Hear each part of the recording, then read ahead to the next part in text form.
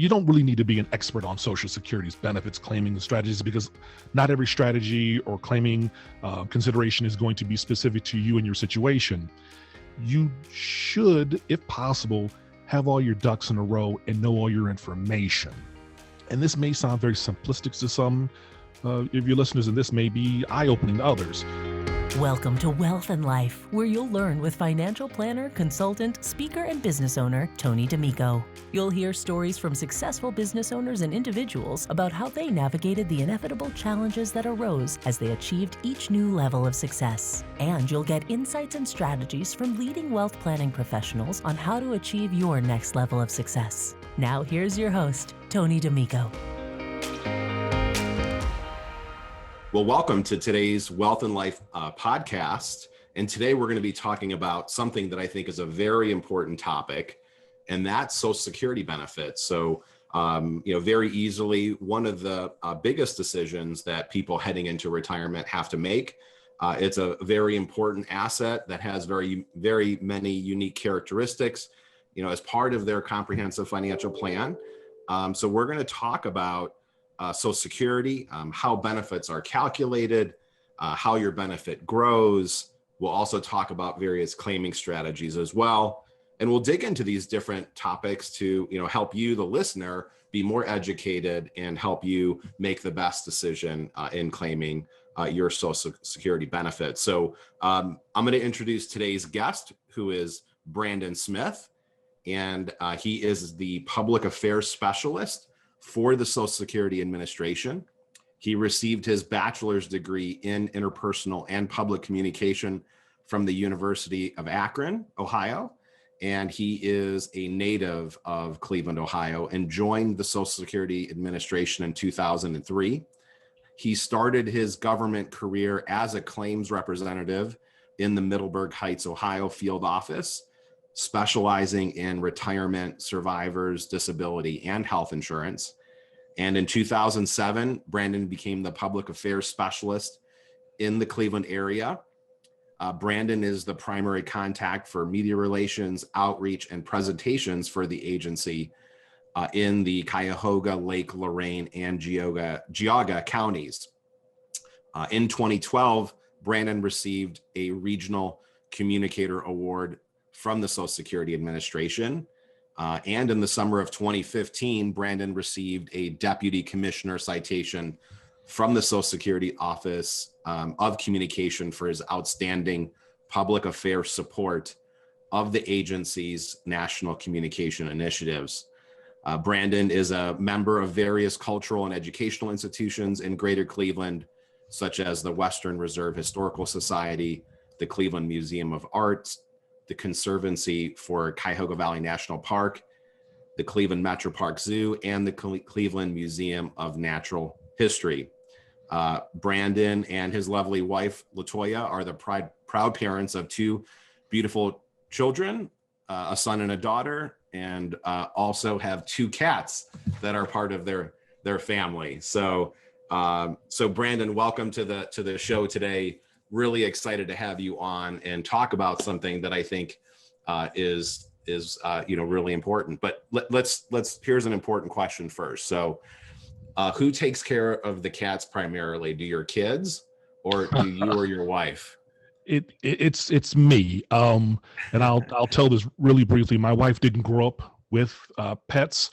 So the year before our son was born in 2008, she shocked the heck out of me when agreeing to go to the Animal Protective League, and we adopted a great 2-year-old lab mix. She lived with us joyfully through the birth of both kids, and she unfortunately passed away in the summer of 18, a week after my wife had agreed to get cat number one. So we had cat number one, and then last May in 2020, he ran away. We couldn't find him for about 9 weeks, so we adopted a second cat, ironically, because that cat was born on my birthday, so it felt very like a kinship. And then subsequently, we got the first cat back, so we had these couple of tenuous weeks of them getting to know each other. But they're the BFFs now. They're actually sort of in my periphery. They act up a little bit during the day, so it's either they're scratching something or they want something. The older cat just turned 3. So if I wasn't on your show, I'd be giving them some treats just to keep them quiet. But long story short, Brandon Smith, father, husband, dad, is on poop or scoop duty and food and water duty. That's on me. That's great. Well, there's always a story. So we have some things in common. Our son was born in 2009. We have 2 cats as well, and we're also huge dog lovers. So he's promising that he will take care of the dog. So we may get him one, and Brandon is shaking his head no. I know that may not come to fruition. I mean, he'll be a little older than my kids were, because like I said, my kids were born into having a dog. So, by the time they came around, she was too big for them to walk. They want another dog, but I'm not ready for that emotional roller coaster. Even though in the summertime, it is great to walk a dog to the parks and the beaches and whatnot. But for right now, I'm okay with the litter boxes and the dry food. Yeah. Well, good. Well, Brandon, welcome to the show, and really excited to talk to you about Social Security, and really happy to have you on again with your background, and glad that we were introduced to one another, and looking forward to what you can kind of share with our listeners, and perhaps maybe Brandon, do you want to maybe talk about kind of what Social Security is, kind of how benefits are calculated, and kind of some of those basics? Sure. Social Security is a federal benefit paying agency. We pay benefits to 65, 70 million people monthly, primarily retirement benefits. That's the largest of the programs that we administer, but we also take care of the Social Security spousal benefits, disability, administer supplemental security income, which is a federal needs-based program for people that are blind, disabled, or over the age of 65 with limited income, limited resources. As my counterpart in the Akron area also says, we're the gateway for you to get on to Medicare. People apply for Medicare benefits through the Social Security Administration, either through their local office or on the phone or online. But as far as the topic of today, I'm assuming we're probably going to focus more on our age-based programs, retirement, spousal, survivor. So for most people, when it comes to Social Security retirement benefits, there's a work and an age requirement. You can't have one without the other. As far as the age is concerned, you got to be at least 62 years old to be eligible for Social Security retirement benefits. Every month that you're willing and able to wait beyond 62, the check would increase. So if you're 62 and 9 months old, that check is already going to be larger than it was when you were 62 and 2 months. Every month makes a difference. And because we have sons and children around the same age, your child is never 10. Your child is never 12. Kids are very specific. No, Dad, I'm 12 and a half. I am 10 and 3 months old. And that's kind of the mindset you got to have when you're applying for benefits. Now, look, my wife and I were in our mid 40s, and I will admit there are days when someone says, "Hey, man, how you doing? How old are you?" I draw a blank because in my head, I'm still a 15-year-old with worse knees, a little bit more money in his pocket, but a lot more debt.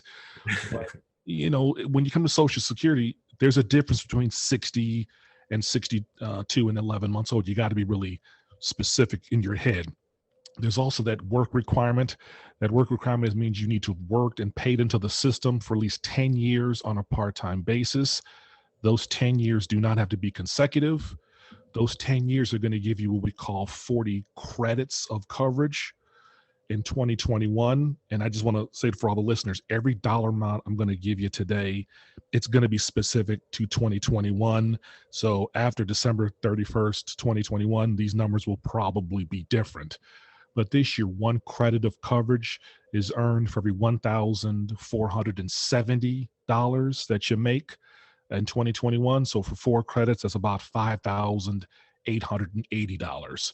So if a person has at least 10 years of earning about $5,000 or $6,000, they've got the credits necessary to be eligible for benefits. So 40 credits, which is 10 years of work, and be 62 to potentially qualify for retirement benefits.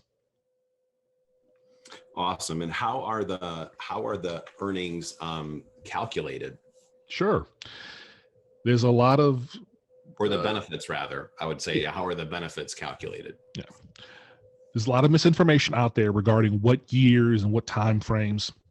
Simply put, when it comes to Social Security retirement benefits, what you're paid is going to be based on how old you are at the time, and it's going to be based on a percentage of the monthly average of your highest 35 years of Social Security covered wages. Not the last three, not the high five, not the high 10. What you worked and earned over the course of the highest 3.5 decades of Social Security covered work. I sort of did a hard emphasis on 2 points. One, it's 35 years. Well, what if I don't have that many years? Then we are going to use some zeros. So if a person only worked for 25 years, we're going to use 10 years of zeros.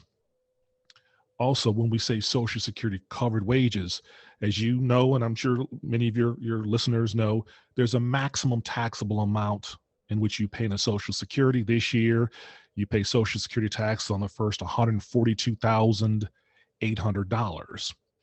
So if you have one person who's making a very good, decent wage of $150,000 versus someone else who's making sort of life transformational money, they're making maybe $1.5 million a month as well, or year. Well, a month, a year, that'd both be nice. In both instances, we consider them making the same amount of money because they're only paying that 6.2% Social Security tax on the first $142,800. So we take the highest 35 years in which you contributed into Social Security. Those years are adjusted for inflation. They're added up. They're divided by 420 because that's the number of months there are in 35 years. And what you now have is a monthly average of what you made over those years, and we pay you a percentage of that amount. The more money you made, the larger your check will be. The less money you made, the smaller your check will be. But our benefits are calculated to give a slightly higher return back to lower paid workers. So someone that had really low wages, maybe he or she is getting 55% back in their Social Security benefit compared to what their monthly wages were, while a higher income worker who's still getting more money, they might be getting 30 some odd percent of what they were making. So, people say, well, should I continue to work? At least from our perspective, work as long as you want to or have to. But of course, if we're looking at everything in a vacuum, if you and your twin brother or sister made the same amount of money over the same number of years, but if you have 5 fewer years than them and you only have 30 years and they have 35, well, yes, they're going to get a larger check. So, yeah. And is there a maximum and minimum benefit for Social Security? I jokingly tell people that the minimum is zero. I mean, it could be nothing. Yeah, there's as far as the maximum goes in 2021, someone at their full retirement age, the maximum check is $3,148. So $3,148 is the maximum benefit someone could get this year who's retiring at his or her full retirement age. Sure, the check can continue to grow if you wait, and I'm sure we'll talk about this, but everyone has what's called a full retirement age. It's the point in which you're getting the 100% unreduced check. And that could be anywhere between 65 and 67, depending on when you were born. But if you're willing and able to wait, the check can continue to grow strictly because of your age until you turn 70. 70 is when you're getting the largest age-based check. So this year, 3148 is the maximum. Off the top of my head, I don't know if there's sort of a mandated minimum that you're going to get, but like I said, the minimum could be zero. There's no guarantee that you're going to get a check if you don't meet the work and the age requirement. Sure. So Brandon, so between 62 and full retirement age, the benefits grow by 6% annually, correct? Yeah, and actually, I for this conversation, I wanted to pull this up, and I'll just sort of highlight a couple points. So, and I can send this to you if you want to share it with anybody, but we have what's called a full retirement age chart based on the year that a person was born, and it shows the individual how the benefit grows on a month by month basis from 62 all the way to their full retirement age. So since it's 2021, we'll stick with people that were born in 1959 because they're the group of people that are turning 62 this year.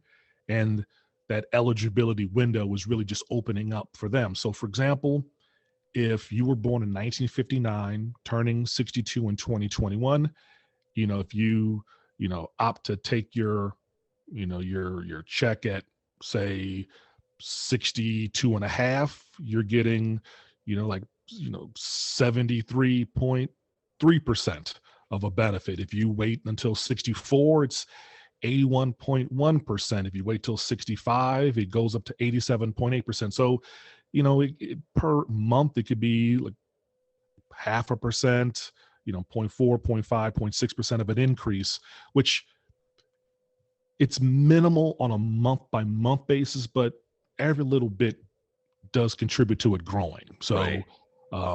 But there isn't a grand leap. So, for example, people sometimes think, oh, I'm going to turn my birthday age, or, I'm going to turn 65. Mm-hmm. So, for example, 64 in 11 months is 87.2%. It's only 87.8% at 65. So the difference between a month to month is relatively negligible. Right. It grows gradually month per month. Very much so. It's not like it's going to change on your birthday or a calendar year. It's strictly incremental on a monthly basis. And in that chart that you're referring to is you get 100% of the benefit at your full retirement age. Is that how that? Correct. So someone born 1959, their full retirement age is 66 plus 10 months. And the chart shows that individual getting the 100% rate if they are able to wait. That's the key. You take it early, you are permanently locked into a lower rate. As far as Social Security is concerned, there is no uniform right time to take benefits. It's really up to the individual and his or her financial needs, healthcare needs, or just plain desire. But yes, as of your full retirement age. So for me, I was born after 1960. So my full retirement age is currently 67. If my goal was to wait to get my 100% check, I'd have to wait until then. Yeah. And at age 70, right? Because the total benefit at age 70 in that chart, is it like roughly 132% of the benefit, or how does that chart work? Yeah, so if you wait beyond your full retirement age, the check goes up at a rate of about 2/3 of 1% per month, and you said if it's 12 full months, it's going to be 8% per year.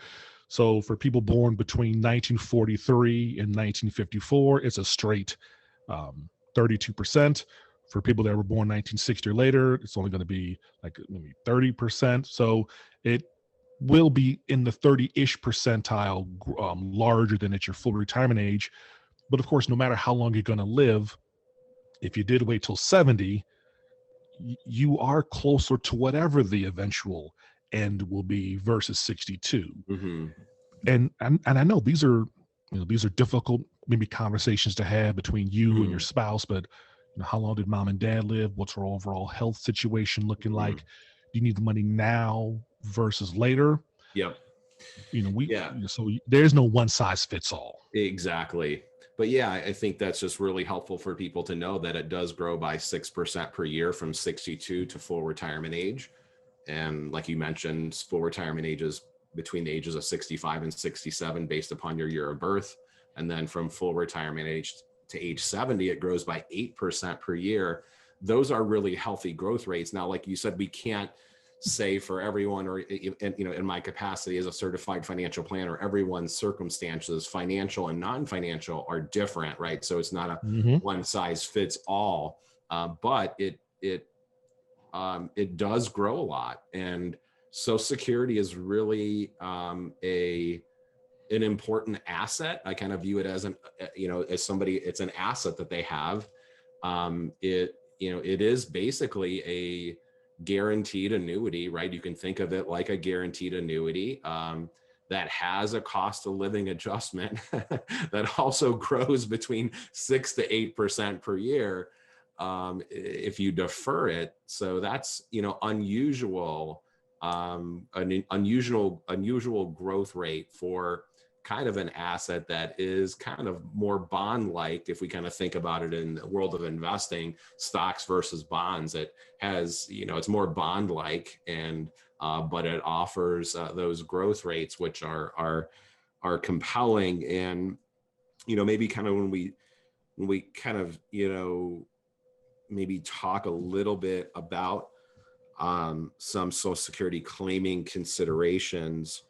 I think it's, one, from my perspective, it's important to note that it is a unique asset, and, Social Security is better, I guess, as part of, I guess, if you want to call it your comprehensive list of resources, or on your balance sheet, if you will. Social Security does better if there's higher inflation, if you live longer, where sometimes your portfolio, right, would be more challenged if there's, if you live shorter, right?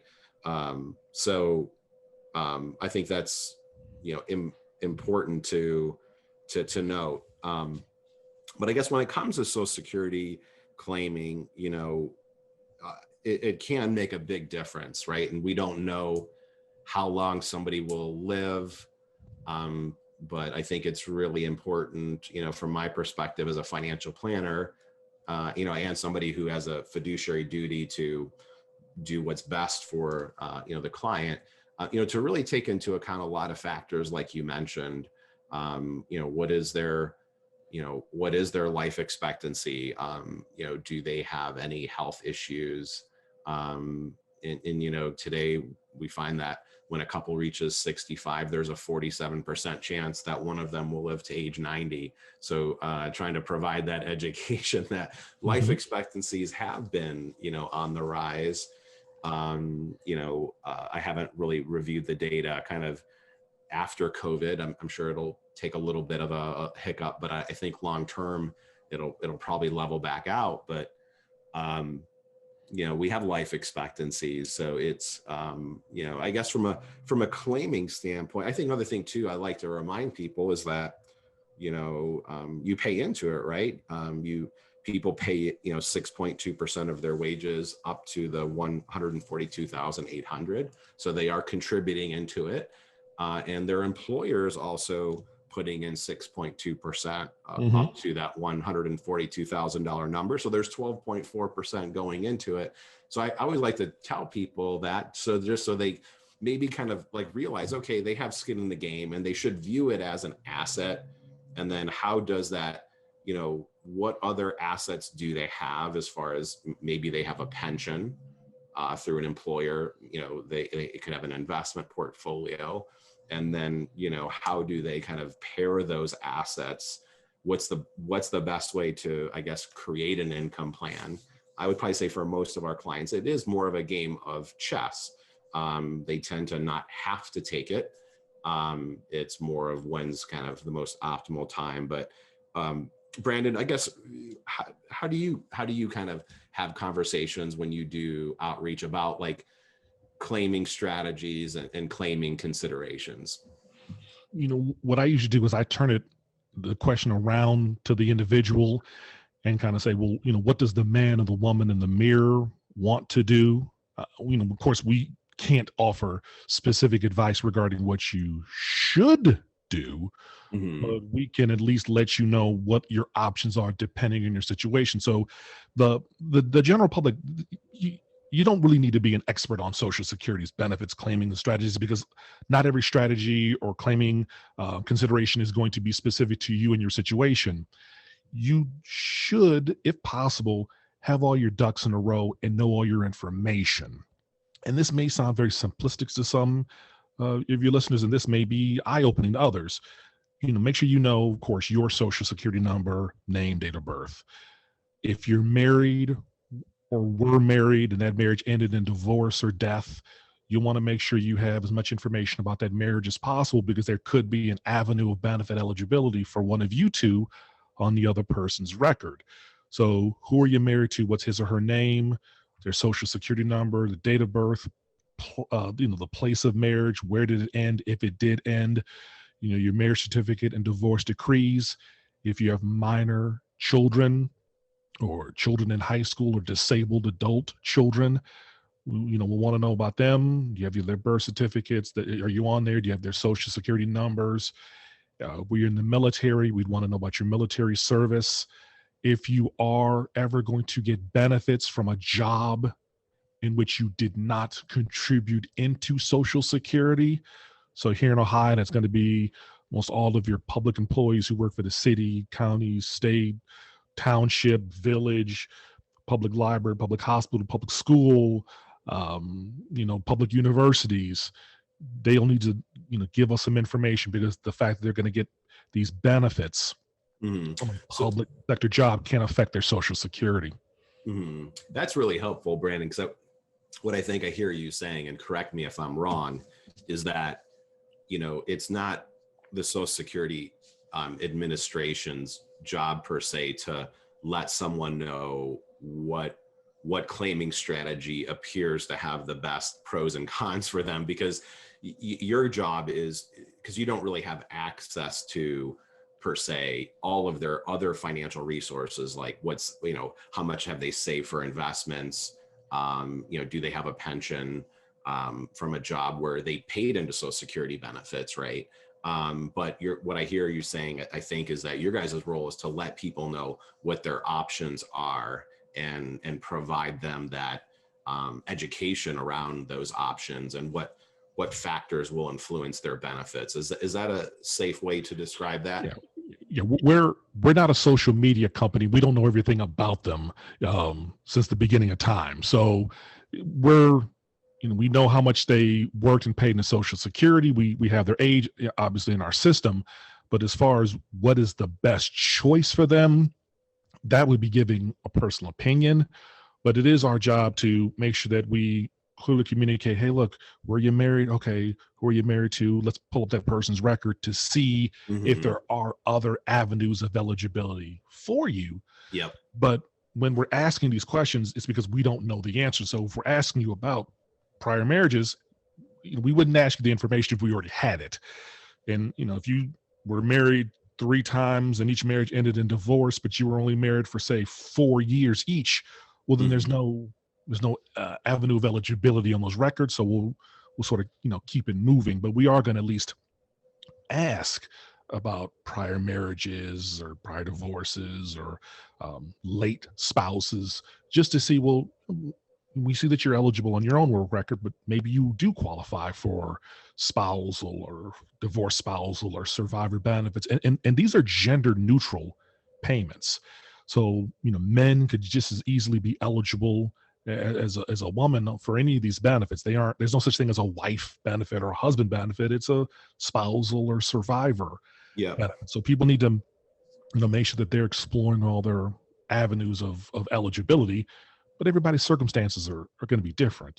Absolutely. Your friend across the street who you play bridge with, maybe they were married for 15, 20 years before they got divorced, and they are eligible while you may not be. So. And like you said, to delay, you have to have the capacity to delay, right? If someone has to retire early because, let's say, of a health condition, they have no choice, and perhaps they don't have other resources, right? Then you kind of have to claim it, and in that case, it might be best to claim it then. A couple of points I think that would be helpful for our listeners is, I think you can kind of talk about, from a claiming standpoint, I guess, Brandon, would you mind talking about, like, when, I guess, just, how, if there's a married couple, right, just how a surviving spouse, talk about what benefit they get to keep. Because I think that's often not understood when people are thinking about claiming, benefits. Okay, so when I do my regular spiel, I usually default to this fictitious couple that I call Dave and Jane. I know some Daves. I don't know any Janes, I don't think, so I don't know why I picked those names, but anyway, so in my example, Dave and Jane both work. They both paid into Social Security on their own work records. Neither one of them is getting a spousal check. They're both getting their own retirement. Jane's getting, say, $2,000 per month, and Dave's getting close to it. He's getting about $1,700. So each of them getting their own check. Now they may have a joint account, so all the money's going to the same account, but on a monthly basis, $3,700 is deposited into their account. Let's say they were married in their 20s, and let's say, God forbid, Jane passes away in her 90s. Okay. Well, her check is going to stop. We can't pay her anymore. She's no longer with us. Dave, who was getting a smaller benefit check, can apply for survivor benefits through Social Security to increase the amount of his check to match hers.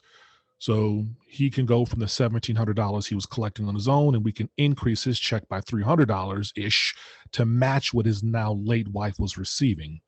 So he, as an individual, is collecting more money, but the household's going to get less. Mm-hmm. And the natural thing is, well, let's twist that around. She's getting $2,000, he's getting $1,700. Once again, peacefully in the age of 94, 95, let's say he passed away first. Well, there would be no additional monthly benefit to pay Jane because Jane was already collecting a larger benefit amount than Dave when they're both alive.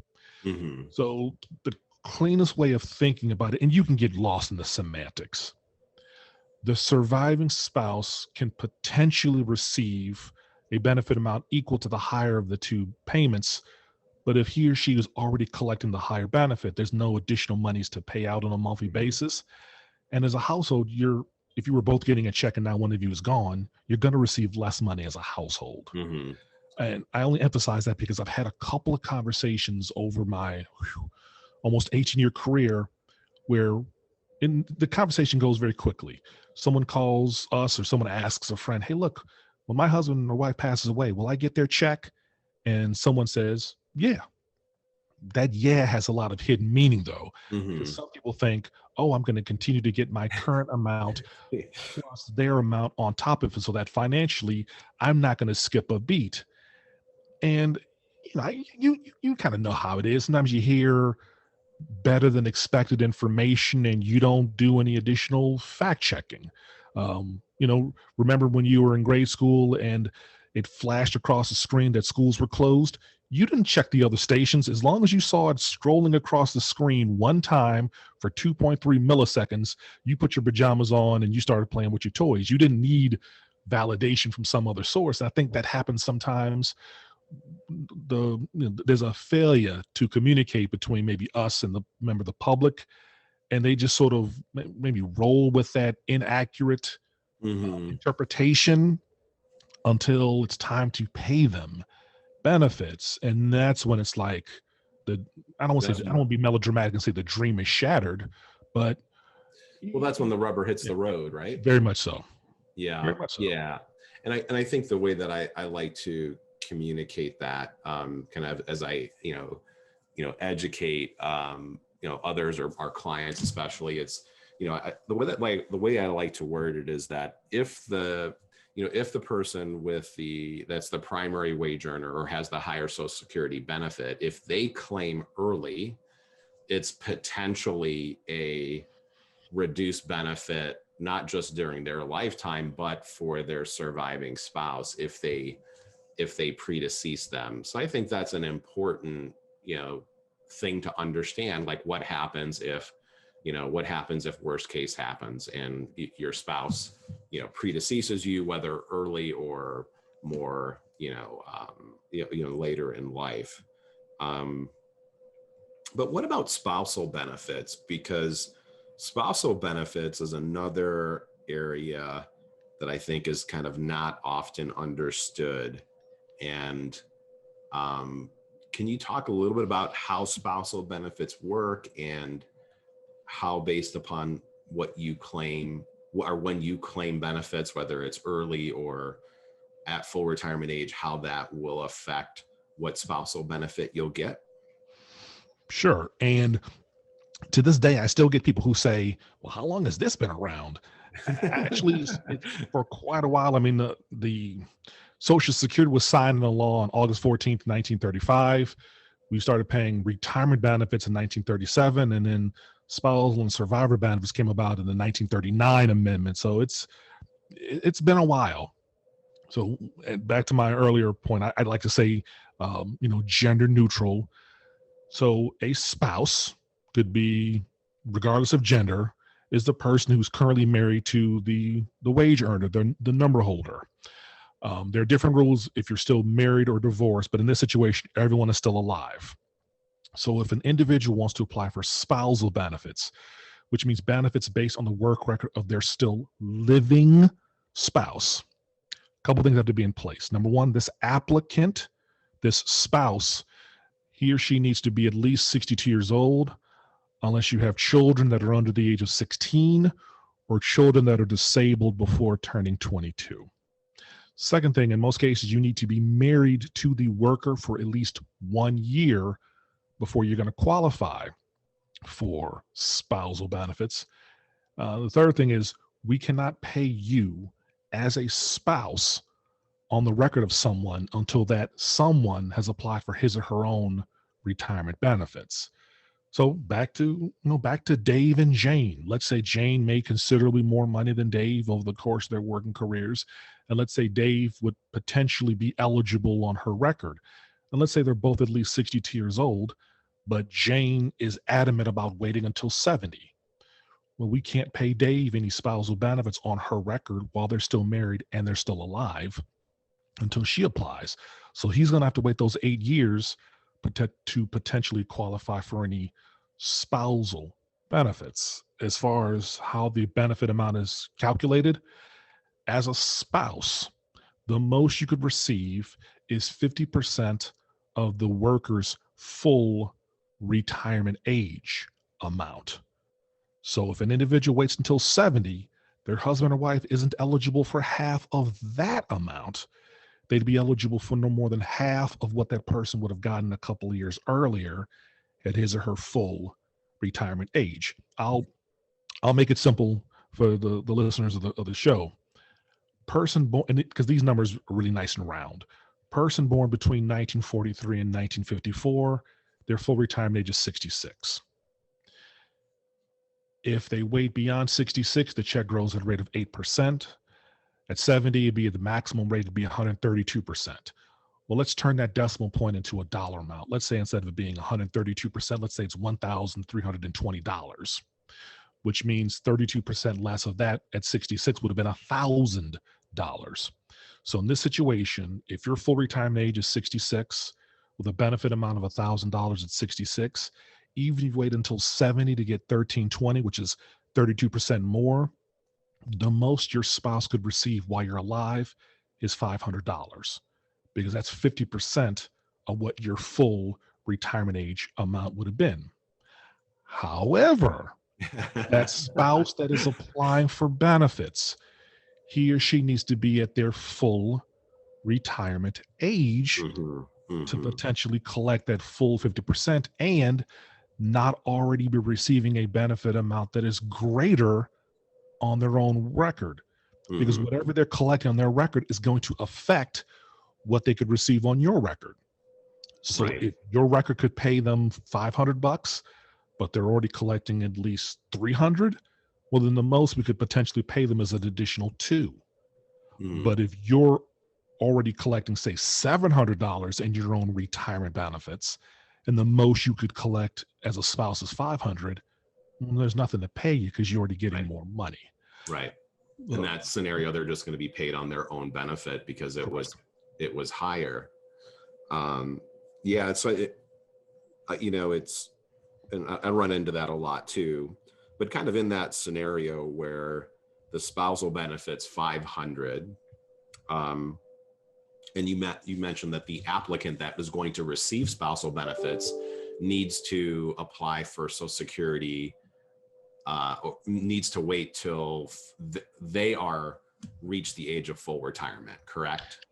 If their goal is to get the full spousal benefit.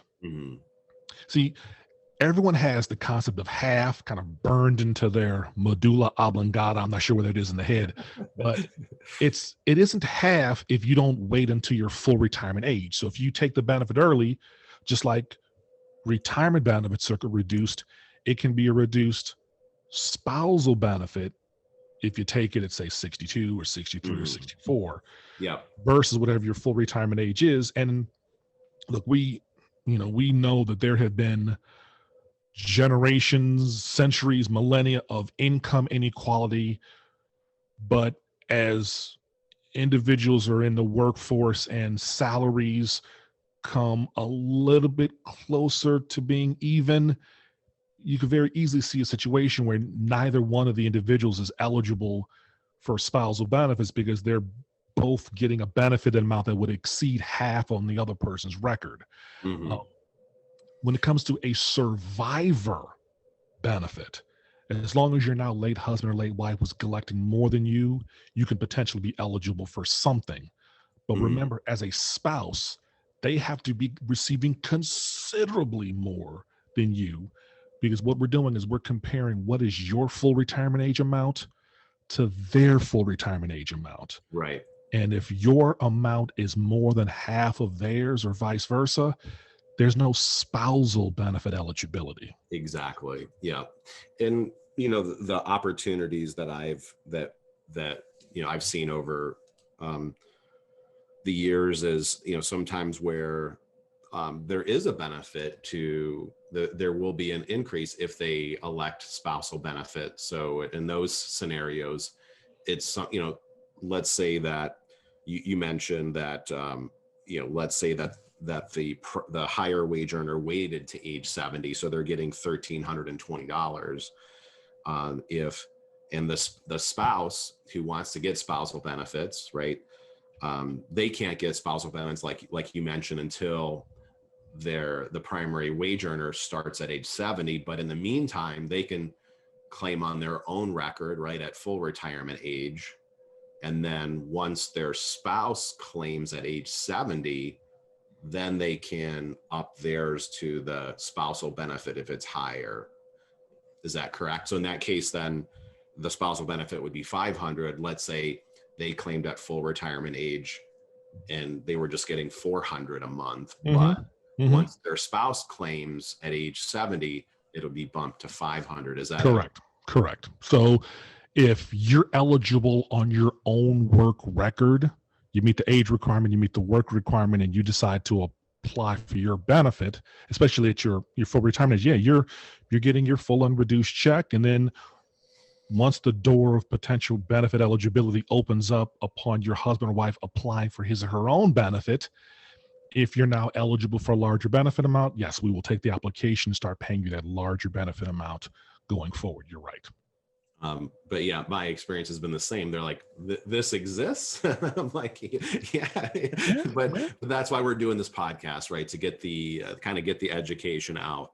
Brandon, from your perspective, any other kind of like knowledge points that you think would be helpful for the listeners and viewers about Social Security claiming, that might kind of, as far as how it works and how it might affect their benefits? People should be aware of how to get the ball rolling. I don't know when people will be listening to this particular show, but as of March of 2020 until the day we're recording this now, the offices are not open for face-to-face walk-in interviews. So if you need to apply for benefits right now, you'd have two options. You could do it online. Our website is socialsecurity.gov. That's or ssa.gov. You can apply for retirement, spousal, disability, and Medicare benefits, along with some people can apply for SSI, that federal needs-based program. The good thing about applying online is you can do it wherever you are. You can do it at your leisure. You can do it on the weekends and on holidays. On a personal note, both my parents applied online for benefits. They didn't, my dad's a couple of years older than mom, but they didn't have any hiccups. Dad did it in their bedroom. I think that's the story I keep telling. I don't know where he was in their house, but I'm going to say that dad was in bed because I can see him on his laptop in bed. And mom did it at the kitchen table. I know she wanted a sturdier surface than her lap to apply for benefits. But, everybody's circumstance is going to be different. Some people filing online feels very, natural. They do their tax online, they shop online. Some people still have a VCR that's flashing 12. So for those people, you may want to call us, our toll-free national number, 1-800-772-1213 to schedule a phone appointment. I would say, once again, you may have to take that trip down memory lane, especially when it comes to divorce spousal benefits. I know you may not have talked to he or she in decades, but were you married long enough for at least 10 consecutive years to potentially qualify as a divorced spouse? If so, you may want to dig up that marriage certificate, divorce decree, and see if you can find any old tax returns with his or her social security number. So whenever you do apply, we have that information and we can at least see, hey, you're eligible for a couple of $100 extra on his or her record. So the main thing going forward is have all your information readily available and kind of decide what filing option works best for you. Yeah. Brandon, that's a good point too, right? Because you kind of talked about how, like, if you're married, if you were previously married for more than 10 years, right? And, that there could be other, I guess, surprise eligibility that you have that you just, weren't aware of. So that's great. Brandon, from my perspective, today, this conversation today kind of reminds me of, kind of like, with us and the clients that we work with, obviously we kind of know everything about them financially, non-financially, what their goals and aspirations are, what's important to them, their life expectancy, thoughts, all that. And, but, it's kind of like no different than kind of the collaboration that would happen between, I think, a certified financial planner and a CPA and a certified financial planner and an estate planning attorney. That kind of collaboration where, a CPA is going to have the tax expertise where, a financial planner, will probably maybe know other aspects of the client. And that this conversation kind of reminds me of those collaborative relationships, how it's, I think the client is best served when it's a collaboration, between, their advisor and the other outside expert. So I want to thank you for your collaboration and sharing so much today. I guess before we conclude, is there anything that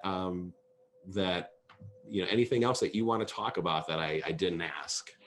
I would say part of maybe the filing planning or strategy benefit planning might be to encourage those that can to create what's called a My Social Security account.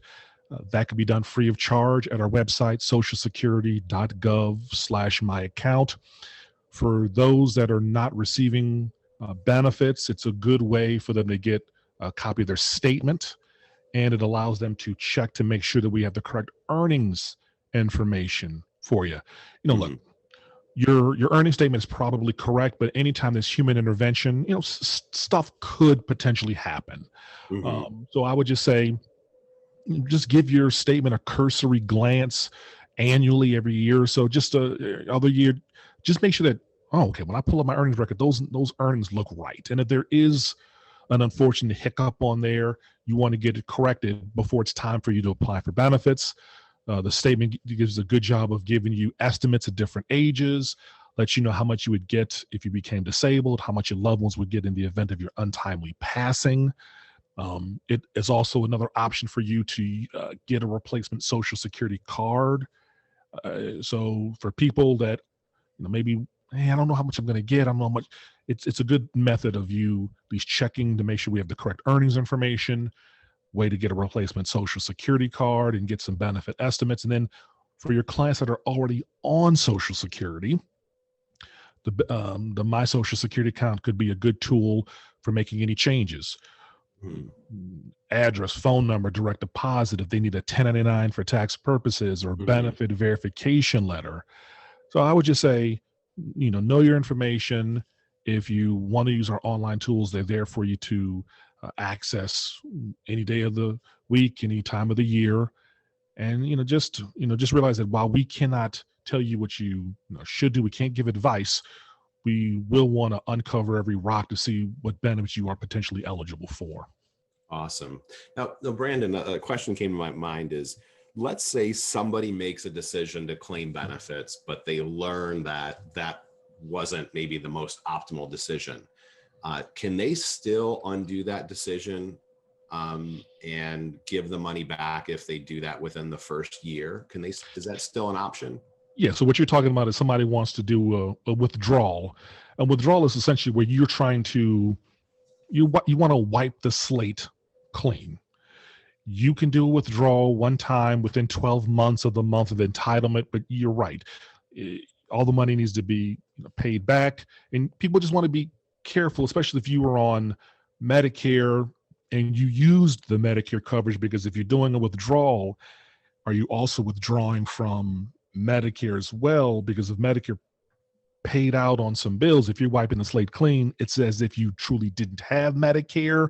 So you want to just check to see with any considerations regarding that. But let's say you weren't on Medicare, you applied at 62 and 4 months old, and then 6 months later you decided, you know what, I don't want to do this. Yeah, you can file the withdrawal, pay us the money back, and then file again later on in life. Awesome. That's great. That's really good. Yeah, from my perspective, as we kind of wrap up, I think, again, to the listeners out there, I encourage you to treat this as a very valuable asset, and to, like Brandon mentioned, to get your information, to, have the, set up your account online through Social Security, get your earnings history. That's all very valuable things that Brandon covered. And, this, claiming Social Security is both a financial decision and sometimes a non-financial decision.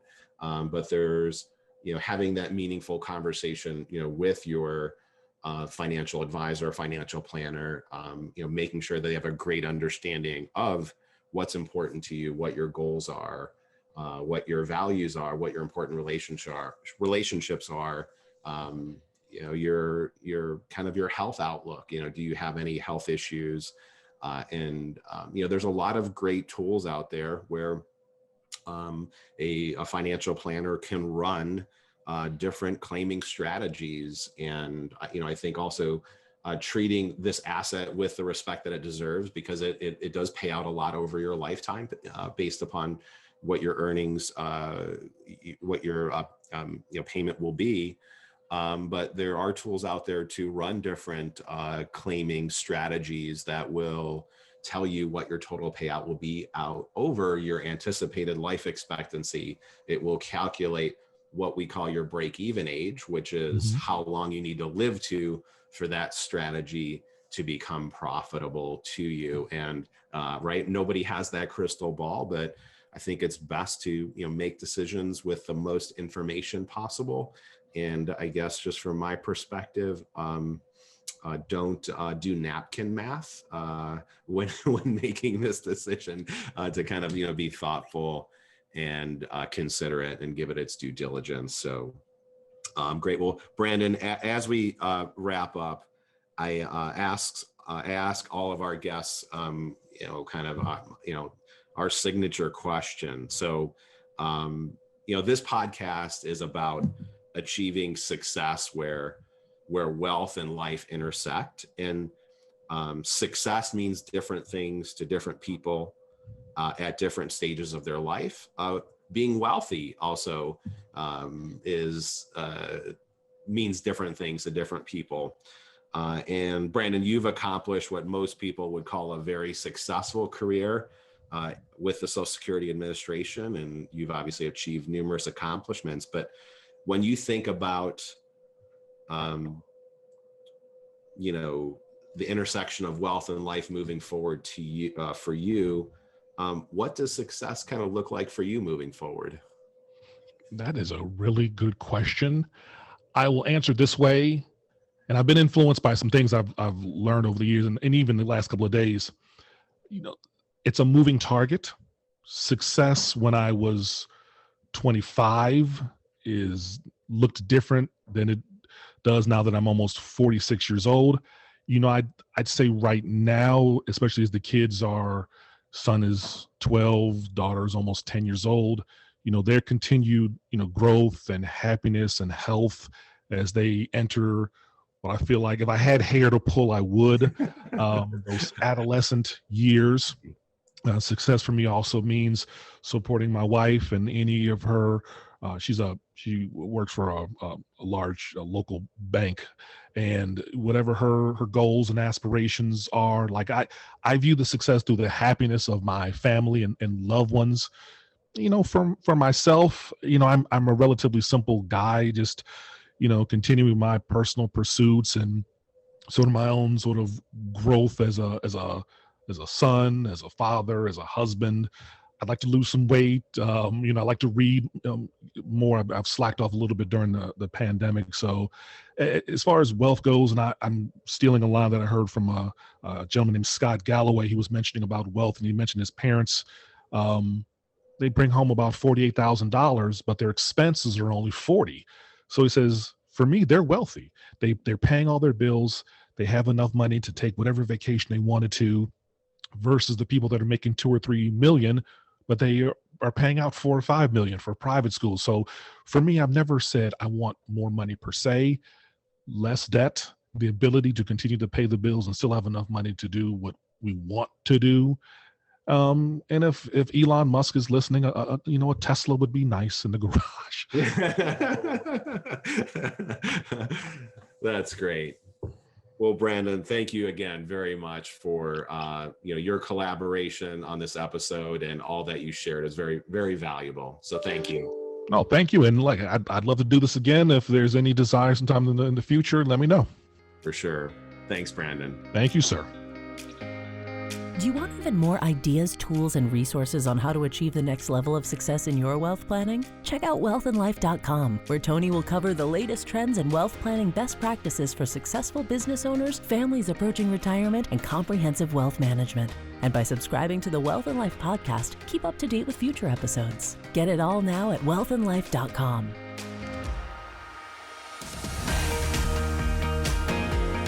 Wealth and Life is created and hosted by Tony D'Amico, founder and managing partner of Fidato Wealth LLC, a registered investment advisor. The opinions expressed in this program are for general informational purposes only and are not intended to provide specific advice or recommendations. To determine which strategies may be appropriate for you, please consult a financial planner prior to making any financial decisions. Any case examples discussed are hypothetical, and any resemblance to a particular person or business is purely incidental. Please visit wealthandlife.com for other important disclosures.